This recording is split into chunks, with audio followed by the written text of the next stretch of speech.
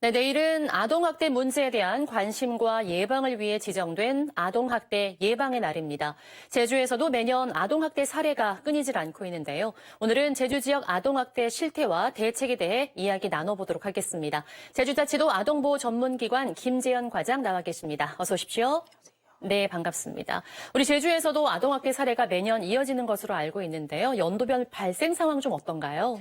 네, 최근 3년간 제주 아동학대 신고 건수를 살펴보면요. 네. 2021년도 1115건, 2022년도 822건, 그리고 지난해의 경우 837건으로 나타났습니다. 네. 이 신고건 중 실제 아동학대로 판단된 사례 건수는 21년도 748건, 22년도 424건, 지난해는 463건으로 해마다 평균 신고 대비 건수 약 60%가 아동학대 사례로 판단되고 있습니다. 수치를 보니까 매년 좀 줄어드는 것으로 보이지만 실제 아동학대 사례는 좀 늘어난 거네요. 네, 맞습니다. 아, 그렇군요.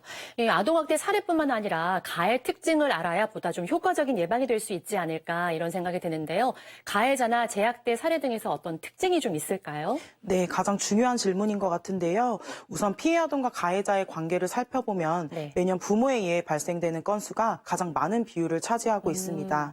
특히 지난해의 경우에는 아동학대 사례 중 89%, 즉 410건이 부모에 의해 발생이 되었는데요. 네, 실제 사례를 살펴보면 아동의 발달 변화에 대한 이해가 부족해서 부모 자녀와의 갈등이 생긴 경우, 그리고 가정폭력의 아동학대가 노출이 된 경우가 많습니다.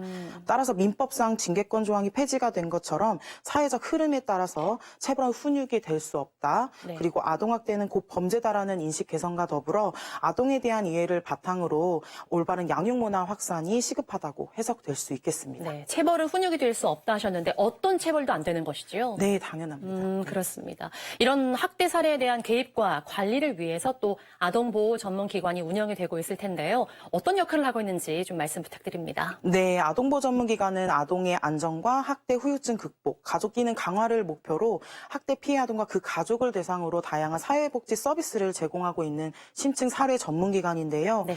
더불어 학대 행위자들을 위한 상담뿐만 아니라 도내 인식 개선을 위한 교육과 홍보 사업을 추진하는 등 아동학대 대응 예방기관의 어떤 중심 역할을 하고 있습니다. 그렇습니다. 앞으로 아동학대 예방을 위해서 어떤 과제나 좀 대책이 필요하다고 보시는지 마지막으로 부탁드릴게요. 네, 앞서 언급드린 것처럼 도내 아동학대 대응기관으로서 다양한 복지 서비스와 사업을 저희가 진행을 하고 있는데요. 네. 모니터링과 같이 기관 사례관리 서비스를 조금 더 강화하고 이것뿐만 아니라 사법, 행정, 교육, 의료기관 등과 다양한 대응체계와의 협력을 조금 더 강화해서 실질적인 아동학대 예방을 위해 늘 최선을 다하고자 합니다. 네, 우리 아이들이 더 건강하고 행복한 제주를 만드는데 앞으로도 많이 애써주시기 바랍니다. 네, 감사합니다. 네, 고맙습니다.